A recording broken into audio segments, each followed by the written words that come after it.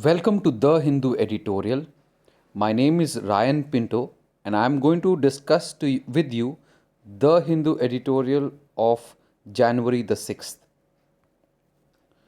The first editorial that we are going to discuss is Ghaziabad crematorium disaster,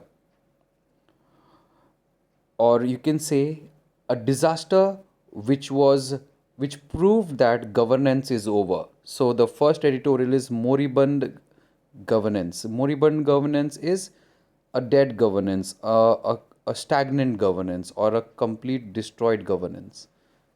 The Ghaziabad disaster underscores the need for regular audit of civil projects.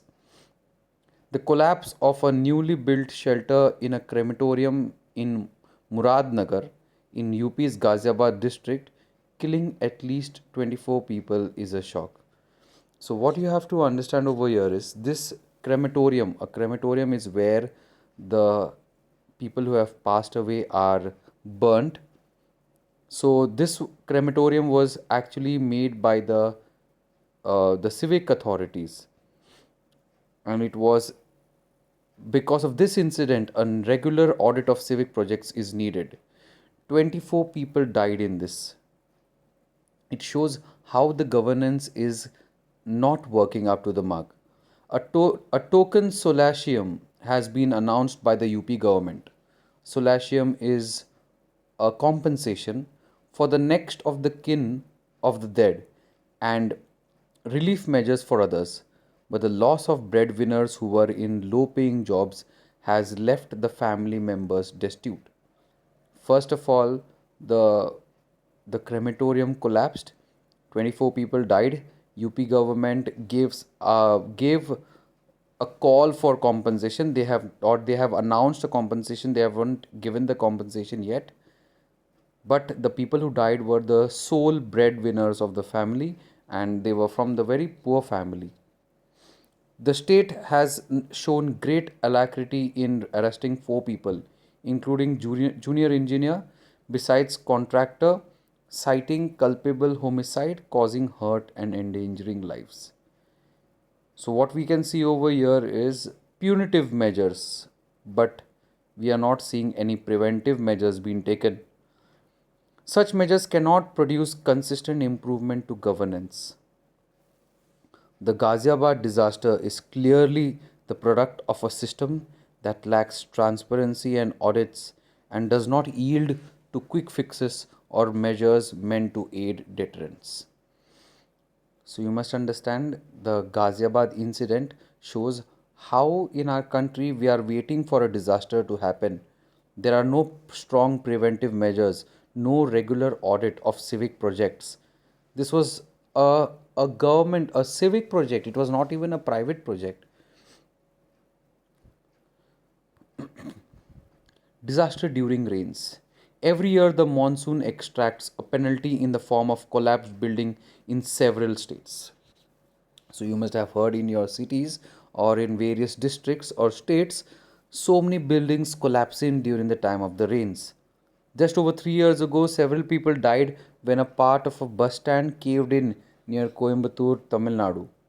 Appalled by 41 deaths in building disaster at Bhivandi, Maharashtra in September last year, the Bombay High Court framed questions for municipal authorities, including the basic premise.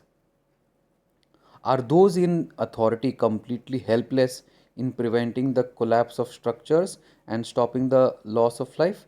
This was the question asked. So every year we have so many people dying because of the structures falling down, collapsing.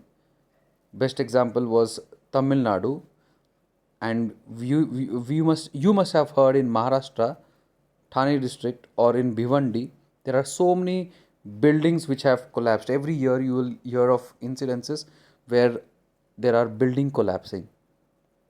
The Bombay High Court just asked a basic question: aren't the authorities uh, equipped, or are they completely helpless in preventing the collapse of structures and stopping the loss of life?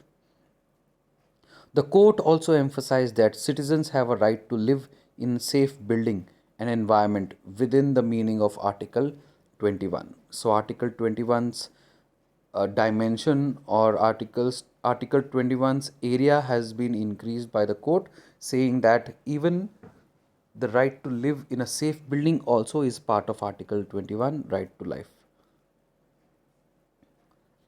The cremation ground is an essential facility and entirely within the ambit of public authorities to maintain. There are suggestions that structure was poorly designed, lacking stability due to the use of inferior materials, while contractor had several projects assigned to him in this district. In the district, so this structure, this crematorium was poorly designed, had no stability due to inferior materials, and the most shocking thing is this contractor has been given many other projects. Do you, or can we ensure that these projects are made with good quality and they don't collapse like the crematorium? These and other charges, including favoritism involving politicians, are best probed in independent judicial manner. So this was about the disaster and disaster management in GS paper 1. The second is on the polity, that is on the legislation, and we have seen legislation is made by the legislature, laws are made by the legislature, and the central legislature is the parliament. We are going to focus on some of the laws which were made by the parliament and especially some state governments. So the first state government we are going to talk about is the UP state government, and these legislatures or these laws have been now starting to create divisive society in our country. So what is the reason? Because we are writing hate into the law. The dark step of writing hate into the law. The new marriage laws put state power and the law behind majoritarian communal biases, boosting regressive mores.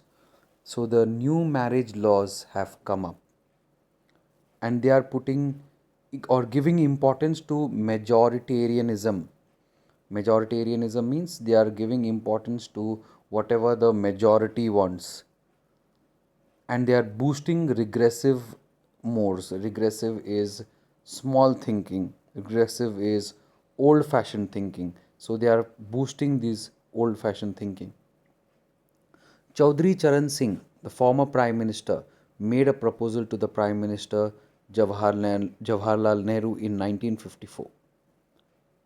As a minister in the UP government, he wanted Nehru to pass a law so that jobs as gazetted officers could only be for those who wanted to or had married outside their caste. So Chaudhry Charan Singh was a very broad minded person, and he asked Jawaharlal Nehru to bring a law which will allow only those who have married outside their caste to get a government job. But Nehru turned down the proposal. Though it was a very progressive and though it was a very broad minded decision, but Nehru turned down the proposal because it stuck at the exercise of the free will of individual citizen in India. So Nehru said the freedom of a particular individual is important, that is why we cannot bring such laws. But now what has happened? The same Uttar Pradesh which Chaudhry Charan Singh was the minister has brought an ordinance which criminalizes interfaith marriages. The UP government's focus is firmly on protecting Hindu women from marrying Muslim men. It does this under the pretext of regulating religious conversion.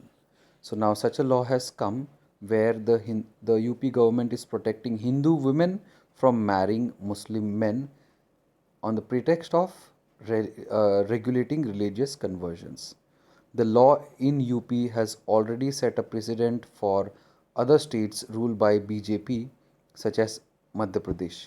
So this law, which is criminalizing interfaith marriages, is now being brought in BJP ruled states such as MP, Madhya Pradesh. In another BJP ruled state neighboring UP, namely Uttarakhand, a routine press release from the Social Welfare Department highlighted a scheme incentivizing interfaith and intercaste marriages. Now, what happened is in Uttarakhand, the Social Welfare Department brought out a scheme to promote interfaith and intercaste marriages. This was like a completely opposite of what BJP wanted. The press release was seen so much out of step by the state government that an inquiry was ordered by the chief minister. How can such progressive and broad minded decisions be brought by the Uttarakhand government or Uttarakhand Social Welfare Department? So, three states remember Uttar Pradesh, Madhya Pradesh, where Anti Interfaith Marriages Act was brought, and the third one was Social Welfare Department's broad minded and progressive scheme incentivizing interfaith marriages. In 1872, the colonial state drew up a law after it received petitions from Keshav Chandra Sen of the Brahmo Samaj demanding that people of different backgrounds be allowed to marry according to their rights of conscience. So in 1872, Keshav Chandra Sen of the Brahmo Samaj had demanded petition that people with different religious backgrounds should be allowed to marry each other with not much of problems. Continuing this, the Special Marriages Act in 1954 took this further independent India by taking away the colonial's laws requirement to renounce religion. However, it still allowed intrusion by the state. Unlike other personal laws, by demanding notices to be put up in advance, this was done to ensure that there was no living spouses or minors being married. So, in the Special Marriages Act, also, the people with different faith or different religions can get married. But there is one problem. In the Special Marriages Act, whoever's getting married, they should put it up in the, uh, you can say, public domain that they are getting married and announce it. This has a chance of the society backlash. But the actual reason it was done was so that there is no living spouse, means a already married husband or wife does not get married, or a minor is not married. So for these two reasons this rule was brought, but this rule was used for wrong purposes, to attack the people who are marrying in the interfaith marriages. So you must remember Special Marriages Act 1954 and Keshav Chandra Sen's efforts to uh, get the interfaith marriages in 1872. Fundamentally wrong. The ordinance of by UP government, that the Uttar Pradesh Prohibition of Unlawful Conversion of Religion Ordinance 2020 and Madhya Pradesh government's Freedom of Religion Bill 2020 are particularly vicious on four counts. So it is fundamentally wrong. So remember, Unlawful Conversion of Religion Ordinance, Freedom of Religion Bill 2020. Under the Constitution, it is the individual citizen who has and exercises rights and obligation. So in our Constitution, remember, the rights are given to individual citizens, not the whole community. But these laws treat religious community instead of individual citizen as basic entities. For those, because there are some articles like 29 and 30 which are giving some rights for the minorities and communities, but it is for the betterment of the community. It does not give them the individual rights and individual freedoms that a particular individual has.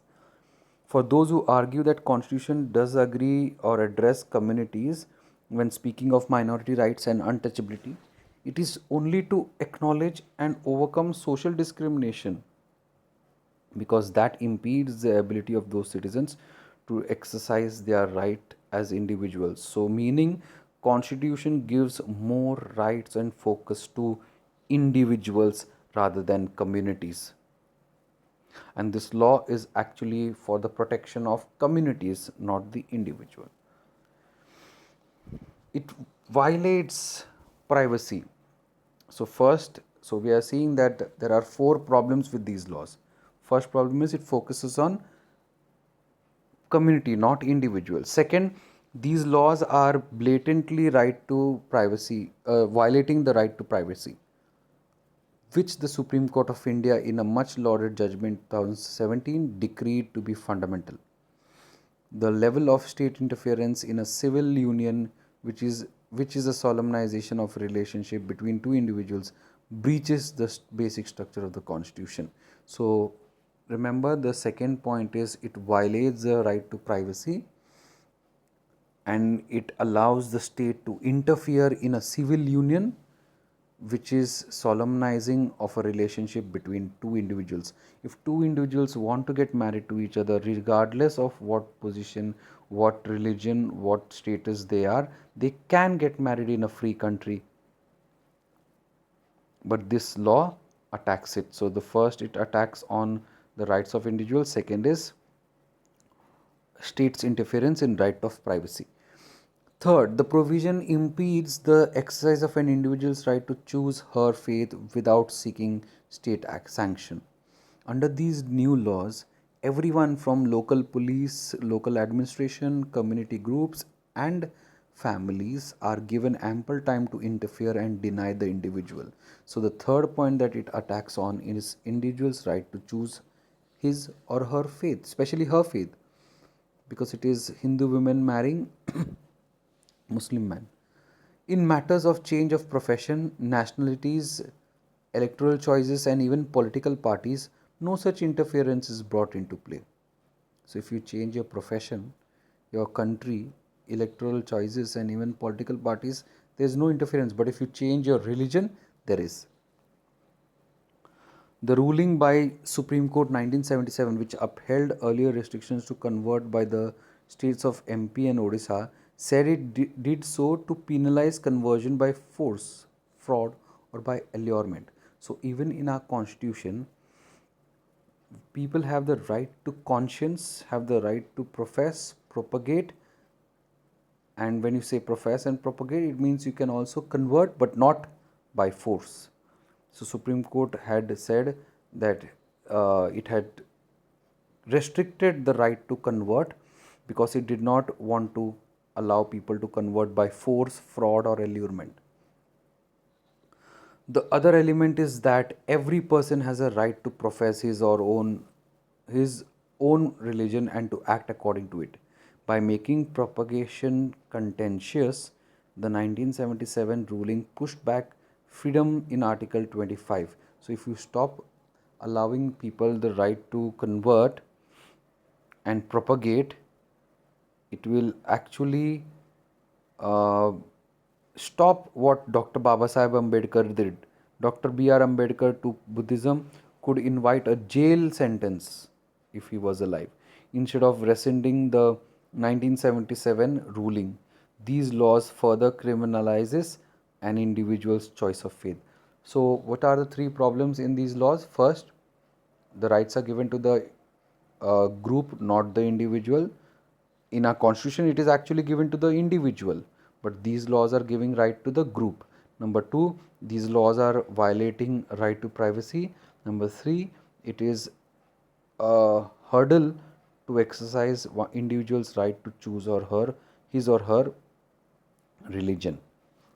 The fourth and very basic important thing is, fourth, the basis of this new law is deeply patriarchal.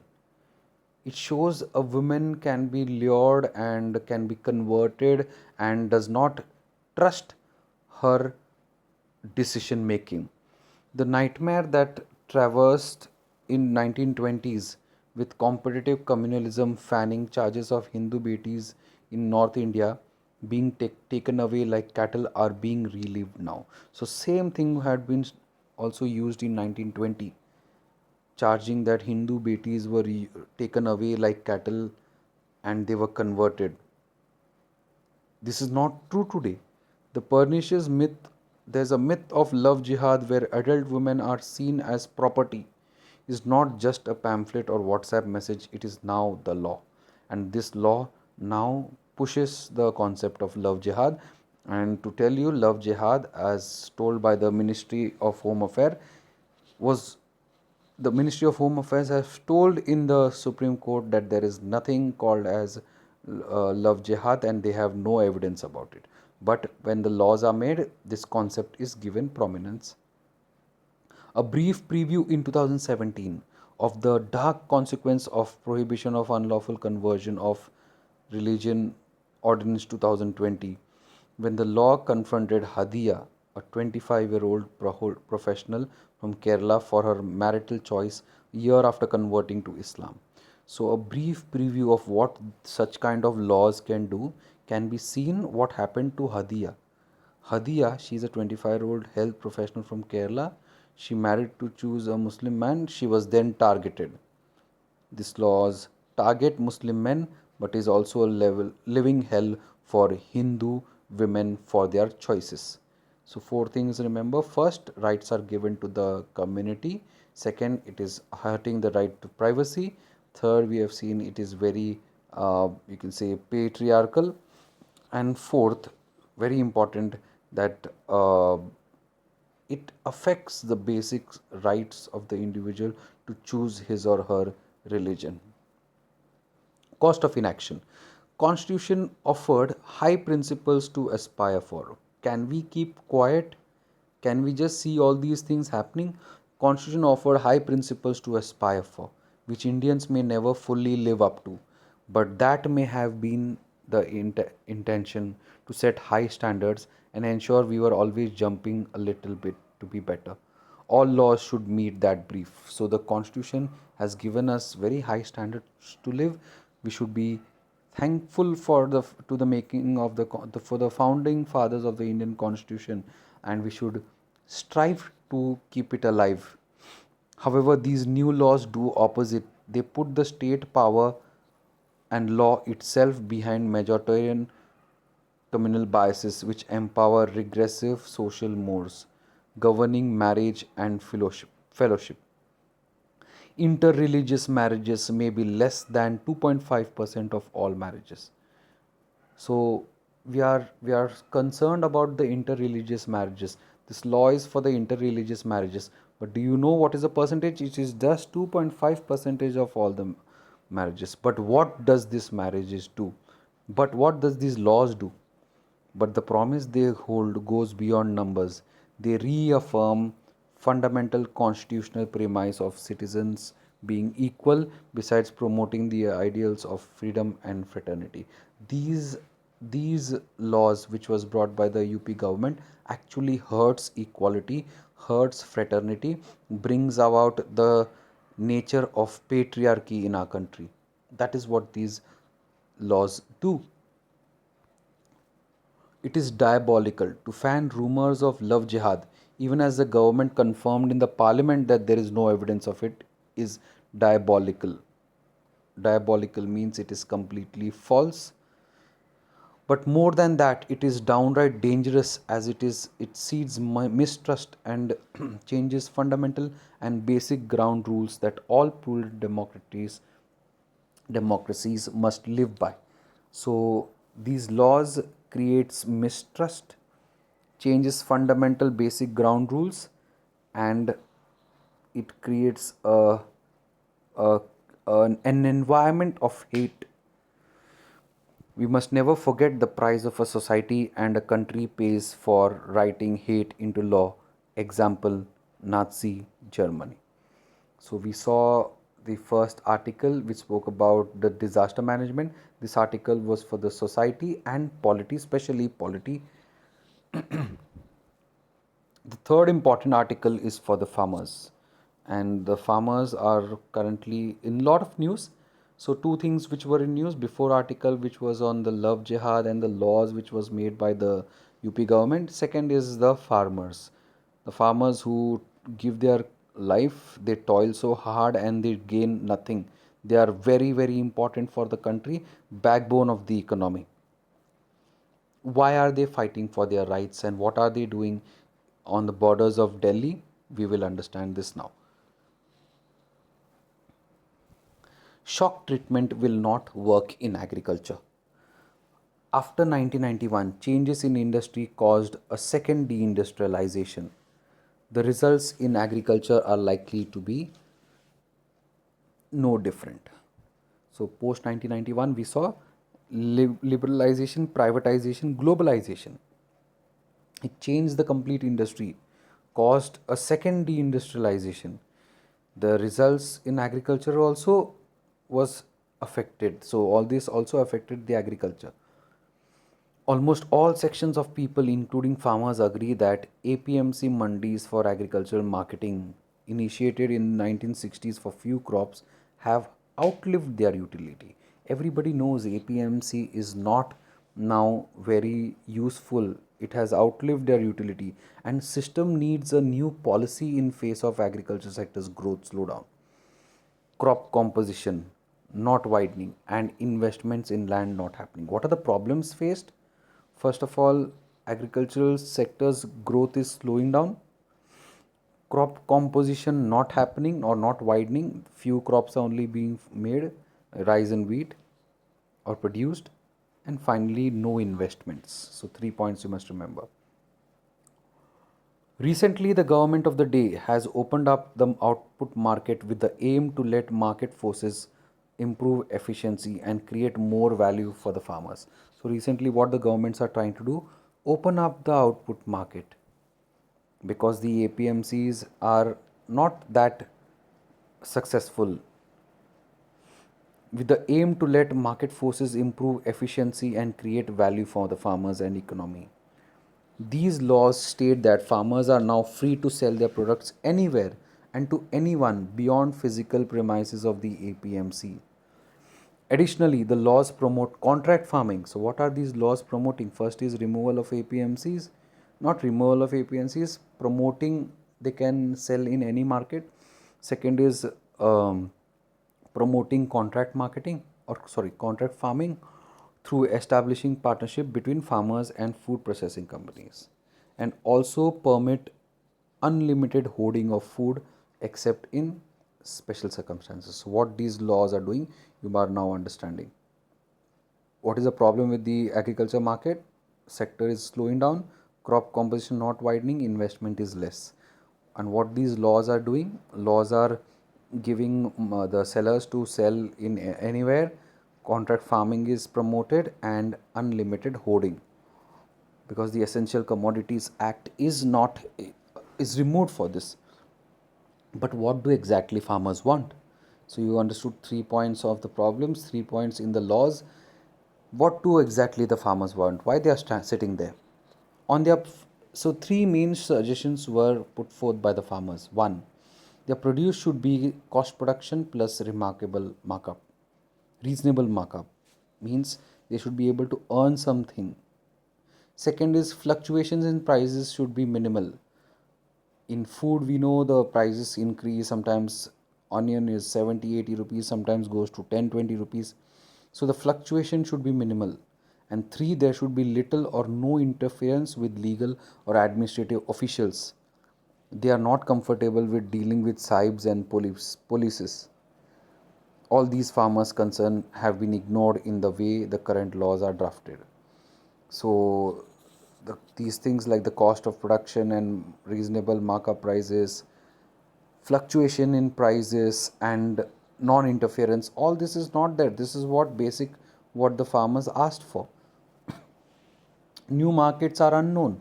Now, why are the farmers scared of the APMCs going out, though they are not so successful?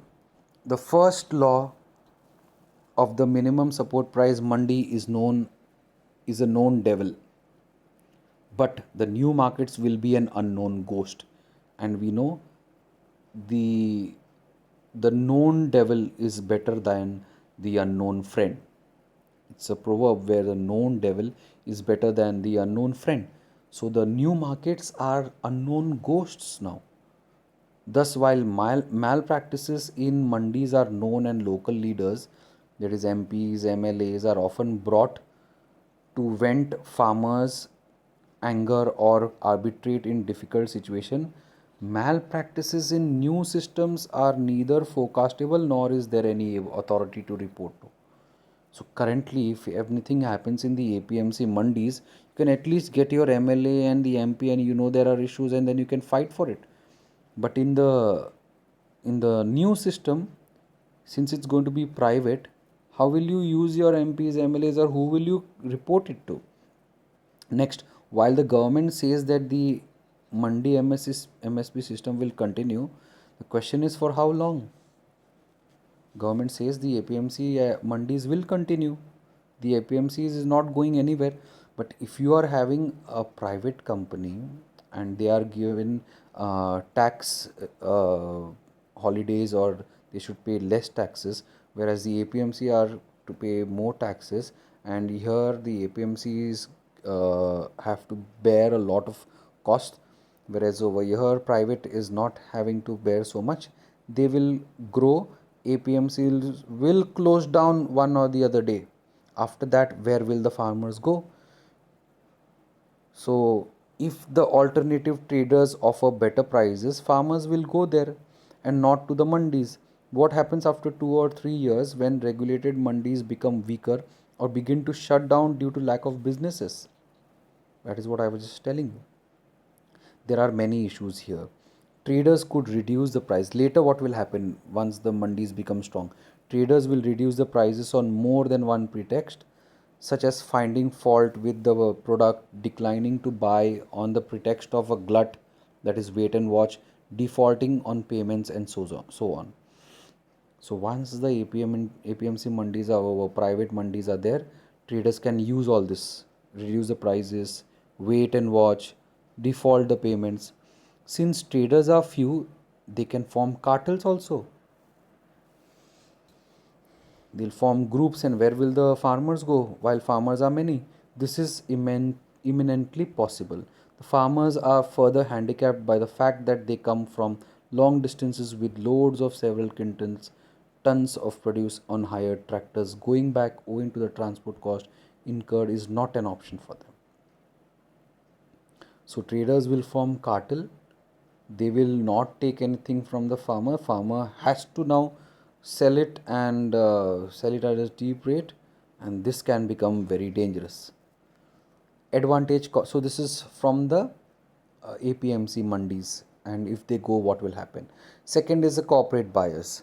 The second law somewhat similar issues. The corporate buyers might just not buy the full quantity of the product on one or the other pretext, or delay the payments in case of contract farming. And if the farmers complain, the corporates have access to so many lawyers, battery of lawyers, the fine print in contracts, the advantage of language, and above all, the capacity to wait it out. Farmers don't have the capacity, their goods will get spoilt, whereas the corporates will use the farmers. In both the above cases, the problem is of contracts between unequals. Whether it is traders or corporates, they are fewer and with deeper pockets, and they will deal with poor, little educated small farmers, about 85% having two or less hectares of land, resulting in unequal outcomes. So, one side we have big companies, strong corporates with lot of money. On the other side, you have the small farmers. The other issue is in regard to different regions and crops. Many proponents of agri marketing laws maintain that farmers from outside the wheat rice belts in northern India are not protesting. Some are saying only Punjab and Haryana farmers are protesting. It is because they are affected the most. As India is having 16 agro zones, and if you make one law for all the zones, it will hurt few and it will not hurt few. Evidently so, since the country is diverse and 15 agroclimatic zone has over 50 crops grown. So you must understand why this situation is happening. What is the role of the APMC mandis? What happens if the APMC mandi goes? What is the role of the corporate or contract farming? How they will affect, and why only Punjab, Haryana UP, Western UP farmers fighting. Issues and farmers' reactions. We also forget that farmers protest against policies in areas where they hail from. So we'll just see some of the protests. Like Eastern India, farmers revolted in 1860 against indigo farming. Moplas revolted in 1921. Warli Adivasi revolt of 1945. More recently, in 1970s to 2010s, Sharad Joshi led agitation for the farming sector in Maharashtra, or farmers in Tamil Nadu demanding Kaveri water. There are more examples. Farmer protest against problems that affect them. They are not homogeneous. So you don't see all over the country all the farmers going. There are areas where the farmers protest. If in 2020 a new policy is being formulated, why is it ironically uniform for all the farmers? All land and all crops of opening or of opening of the markets which are of at most fully opaque, unequal, and having imperfect information. Expert recommendations. What the recommendations are? The so far neglected problem of stagnation and high input prices in agriculture can be addressed through a systematic approach proposed by, remember, MS Swaminathan Commission or Ashok Dalwai Committee. Remember these two committees. MS Swaminathan and Ashok Dalwai, they are the experts who have given farm reforms reports. Typical examples are transition being worked out for farmers to move out of water soaking paddy in Punjab, Haryana to other crops. Say in 5 years, they would reduce the area under paddy by 25 to 30%, and their loss incurred in short run will be compensated for by the government. This could also be an example done for sugarcane in Western Maharashtra. So, what is MS Swaminathan Commission and Ashok Dalwai Committee saying?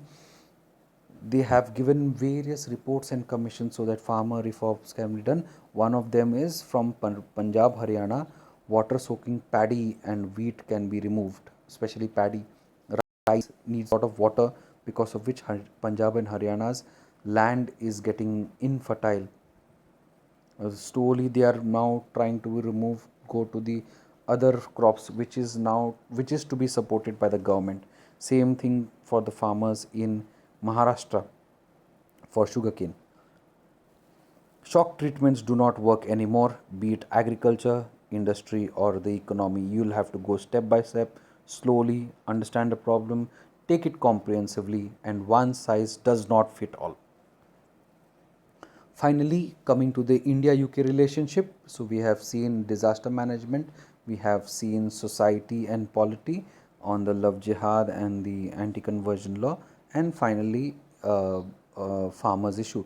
Now, India UK relationship, international relation, changing contours of India UK ties. The two countries have shared past and need to chart a different shared future. Prime Minister Narendra Modi has made many sudden and surprising decisions, some felicitous, others disastrous. Let's see which are very good decisions taken by Prime Minister Narendra Modi according to the writer.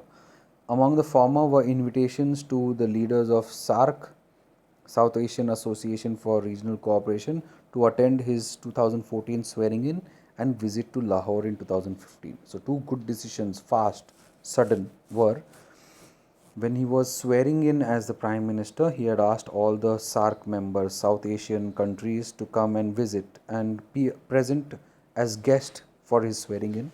And when he went to visit Lahore in 2015, he met Prime Minister Nawaz Sharif that time of Pakistan for good relation with Pakistan. But the disastrous one were monetization and Namaste Trump. Namaste Trump in international relation was disaster, as we were putting behind Trump our complete diplomacy, and we know Trump lost and Joe Biden came. It would have been a issue. Spectacle last February, yet to be defined in other category, is his startling invitation to British Prime Minister Boris Johnson. So now British Prime Minister Boris Johnson was invited for as a chief guest in Republic Day, but he has declined because of COVID and other issues. Why this is a wrong decision, or it might could have been a bad decision? Mr. Johnson is a colorful and a controversial character, often portrayed in the British media as a clown, but no one can doubt his capacity for maneuver and staying in power. So he's considered as a clown in the British media like Donald Trump. Choosing a chief guest. The nomination of a chief guest for the Republic Day parade is the Prime Minister's exclusive gift, and he or she is not to consult others in or outside the cabinet. So, whenever the choosing is done for the Republic Day chief guest, it is done only by the Prime Minister. American President Donald Trump was Mr. Modi's first choice in for Jan 2019, but the honor eventually fell on Mr. Trump's alter ego, Brazilian President Jair Bolsonaro. So 2019, we were expecting Donald Trump to be the chief minister, especially Prime Minister Narendra Modi, but later he called Brazilian President Jair Bolsonaro, who is somewhat with the thoughts and attitude like Mr. Trump. Mr. Modi's selections are revealing. US President Barack Obama 2015, Francois Hollande of French President 2016, Crown Prince of UAE, United Arab Emirates in 2017, ASEAN leaders 2018, South African President Cyril Ramaphosa in 2019, Mr. Jair Bolsonaro in 2020, and Mr. Johnson for 2021. With 193 countries in the United Nations, the Prime Minister's choice have mostly been leaders with the Western camp. So you must understand, if you see Jair Bolsonaro or Barack Obama, Francois Hollande, and Mr. Johnson, etc., they are of the Western, they are with the Western camp, that is mostly of the developed countries and European countries and North American countries. Besides this, the invitation to Britain was the sixth to that country, more than to any other nation. So this is the sixth time the British Prime Minister would have visited. Now that Britain has left, why is it important? Now that the Britain has left the EU, one joint enterprise will be as members of United States. So in recent times, what you are going to do is we are going to have a United Nations Security Council meet where India will be uh, a non-member, a non-permanent member, and we know UK, England is a permanent member. And this year, Mr. Johnson will also be hosting India as India, and Mr. Johnson will be has invited us India to the G7 summit and the United Nations Climate Change Conference. So three things remember: in the United Nations Security Council, and invitee to the G7 and UN Climate Change Conference. There is much more in common between Mr. Modi's recent invitees, Mr. Bolsonaro, Mr. Trump, and Mr. Johnson. They are all populist nationalists advocating make my country great again and my country first. So this is also something which is common. So why Mr. Johnson? So you must understand, he's from the Western camp. India and England relations are increasing because of the UNSC G7 climate change conference, and they are populist. Make my country great again, my country first. Mr. Johnson propelled himself to British national politics through leadership of Brexit campaign in 2016 and to the prime ministership by leading a revolt against his predecessor Theresa May, who had promised a friction-free Brexit. How did Mr. Johnson rise in British politics? He led the campaign of Brexit, and later he threw off Theresa May, who had promised friction free Brexit. Mr. Modi visited the UK in 2015 when six agreements were concluded. There has been made no assessment if these agreements have reached to some logical end, or what is the status of these agreements. No one knows. But in contemporary diplomacy, it is common for new treaties to be superimposed on existing ones, even if there is insufficient progress.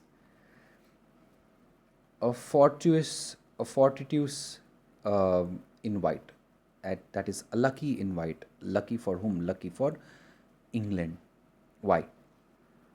From Britain's point of view, Mr. Modi's invitation to its Prime Minister was fortuitous because Brexit necessitates that every effort be made to seek commercial advantage in Asian countries with high growth rates. So, when England will go out of EU, they will be compelled to search for friends outside EU so that they can get markets and do some business and develop themselves.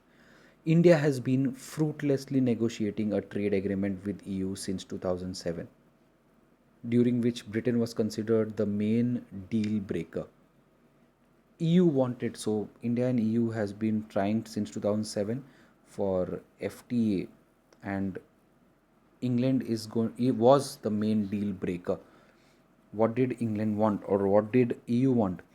EU wanted reduction in autos, wines and spirits, duty on autos, wines and spirits, and wanted India to open the financial sector such as banking and insurance, postal, legal, accountancy, maritime security and retail. Whereas India wanted free movement of service professionals. The same obstacles with post Brexit Britain will arise because the export profile of both the countries is service oriented. So remember, this is a very important point. Both the countries are service oriented. EU wants reductions in duties on autos, wine, spirit, and India also should open up financial sectors such as banking, insurance, postal, legal, accountancy, maritime, security, etc., which cannot be done because it will hurt our market. And India wants their market to open so that we can send pro- our professionals. In response to free movement of professionals, Britain will refer to new points-based system for immigrants. While after withdrawing from the RCEP, India is cautious about negotiating any new agreements. So the RCEP has been cancelled. We are not going to be a part of RCEP. Now India is very cautious in making new trade agreements, and it will place greater stress on aspects related to country of origin and percentage of value addition in exports. Our main reason of leaving RCEP was we wanted to know from where country of origin, where the goods are being purchased and how they are sold. Therefore, when the time comes for discrete agreement with Britain, the two countries may settle for a limited one, perhaps covering pharmaceuticals,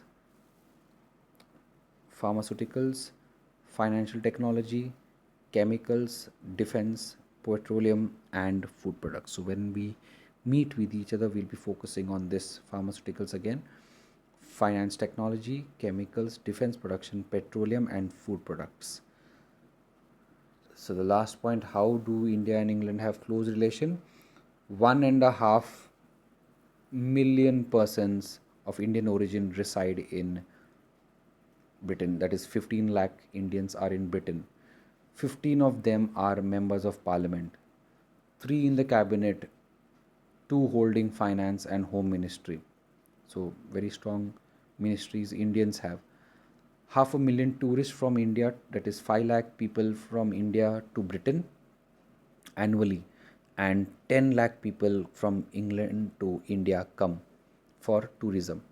Around 30,000 Indians study in Britain despite restrictive opportunities for post graduation employment. Britain is among the top investors in India. Very important point. India is the second biggest investor and a major job creator in Britain. Even Indian companies are there in Britain. India has a credit balance, so we are in an advantage with Britain.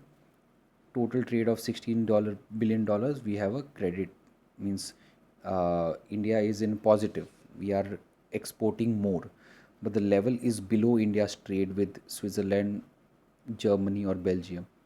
With EU British trade agreement concluded in the dying hours of 2020, the betting now is that Mr. Johnson will lead his Conservative Party into next election in 2024 as Prime Minister. So there are Many people saying that next election, Mr. Johnson will become the prime minister. So inviting him was might be a good decision. So we saw what is the relationship between India and England. We saw post Brexit what it is going to be. We saw how why India and England play a major role or have a close relation.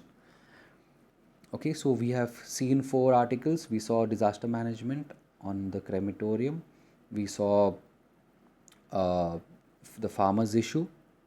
We have also seen the India UK relationship, uh, and a, an article on love jihad and marriages and conversion. So these are the 4 important articles for January 6th. Remember, the art and science of asking questions is the source of all knowledge. Thank you.